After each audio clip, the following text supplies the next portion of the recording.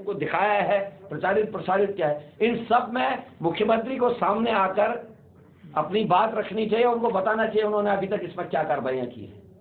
क्या उन पुलिसकर्मियों के खिलाफ मुख्यमंत्री कार्रवाई करेंगे जिन्होंने कमरे को वीआईपी बताया?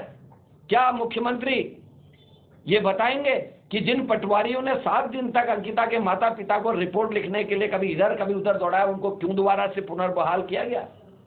आशुतोष नेगी जी, उनका एक वीडियो आया है। उन्होंने कहा कि सरकार उन्हें सुनियोजित तरीके से फंसा रही है और उन पे दबाव बना रही है कि वो अंकिता भंडारी केस से पीछे हटे। देखिए, सरकार हर उस आदमी को तंग करेगी जो बीजेपी के खिलाफ होगा। ईडी और सीबीआई के ताज़े मामले इसके उदाहरण हैं।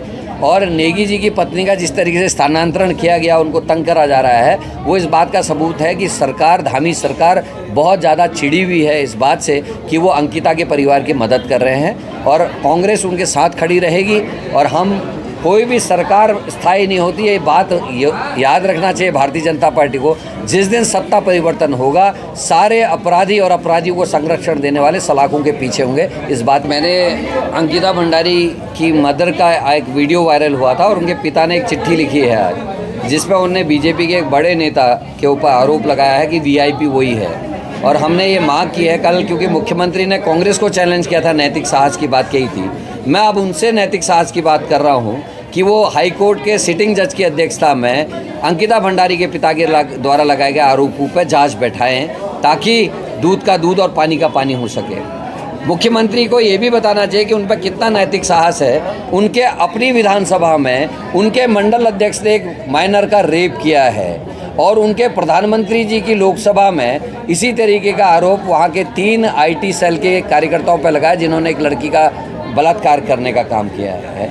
तो ये क्या, कैसी बेटी बचाओ बेटी पढ़ाओ हो रहा? मणिपुर की घटना आपको शर्मनाक नहीं लगती? अंतर्राष्ट्रीय खिलाड़ियों को जब आपके सांसद अपमानित करते हैं, आपको वो शर्मनाक नहीं लगता? और उल्टा हमसे कह रहे हैं। दूसरा, मैंने कहा कि नैतिक साहस की बात करने वाले मुख्यमंत्री जी, केदारनाथ में 223 किलो सोने की चोरी हुई। आपकी मीडिया में आपने ये कहा, आपके लोगों ने ये कहा कि 230 किलो सोना हमको दान मिला है। अब पता चल रहा है वो 7 ही किलो था। जो 223 किलो सोना चोरी हुआ है, उसकी जांच अभी तक आपने क्यों नहीं बैठाई? ये कैसा नैतिक साहस आपके अंदर है? और मैंने खुली चुनौती आज मुख्यमंत्री को और भाजपा के अध्यक्ष जी को ये कहा है, खुले मंच पर मुझसे कानून पे बहस कर ले, खुले मंच पे मुझसे अन्य चीज़ों पे बहस कर ले, मैं तैयार हूँ। लॉ एंड ऑर्डर पे बात करें। एनसीआरबी की आज रिपोर्ट देख के आपको शर्म आई होगी, क्योंकि 9 हिमालय राज्यों में महिला अपराधों में पहला नंबर मिला है उत्तराखंड को। ये कहा गया है कि 907 बलात्कार के मुकदमे, उसके अलावा 778 उठाईगिरी के मुकदमे इस राज्य में हुए हैं। मतलब 3 महिलाओं का लगभग एवरेज 24 घंटे के अंदर बलात्कार। तो ये शर्मनाक है।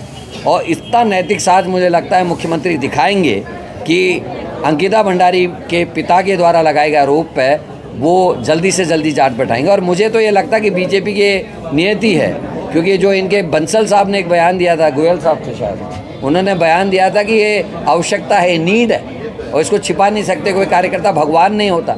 अजय भट्ट जी को उनको पद से हटाना पड़ा था। संजय सिंह जी को हम भूले नहीं, उनको आपने प्रदेश से तो हटा दिया, लेकिन दूसरे पद पर पदाधिकारी, प्रदेश पर पदाधिकारी बैठा। ये आपका नैतिक साहस है? कानूनी कार्रवाई करते, उनके खिलाफ कार्रवाई करते, मुकदमे दर्ज करते, आपराधिक मुकदमे दर्ज करते, समझ में आता।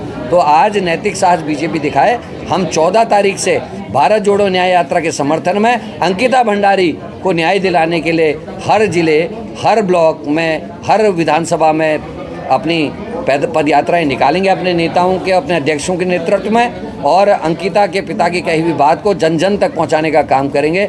आप पे नैतिक साहस है तो आपने अभी तक विधायक से क्यों नहीं पूछा डोजर क्यों चला? आपने क्यों नहीं बताया? आपने ट्विटर में खुद डाला था कि हमने डोजर चलवा दिया है और होटल को तहस नहस कर दिया, क्योंकि अपराध करने वाले के बराबर ही अपराध के सबूत मिटाने वाला भी अपराधी भारत के कानून में है। आप क्या अपने खिलाफ कार्रवाई करने का साहस करेंगे? क्या आप रेणु बिष्ट के खिलाफ कार्रवाई करने का साहस करेंगे? क्या आप तत्कालिक एसडीएम जिसने बयान दिया कि हमने डोजर चला दिया, उसके खिलाफ कार्रवाई करने का साहस करेंगे? और ये भी बताने का कष्ट करेंगे कि अंकिता मर्डर केस में जिन पर ट्रायल चल रहा है, पुलकित से लेकर अन्य लोगों तक, अभी तक उनकी कॉल डिटेल्स को क्यों नहीं खंगाला गया है? किन किन से उनकी वार्ता हुई है, क्यों नहीं बताया गया? क्या आप उन पुलिसकर्मियों के खिलाफ कार्रवाई करेंगे जिन्होंने कक्ष को वीआईपी बताया? क्या अंकिता भंडारी से कक्ष ये मांग कर रहा था कि अतिरिक्त सुविधाएं के लिए? वो कौन वीआईपी था उसका नाम का खुलासा जल्दी कीजिए और अपने नैतिक साहस को दिखाने का काम करिए।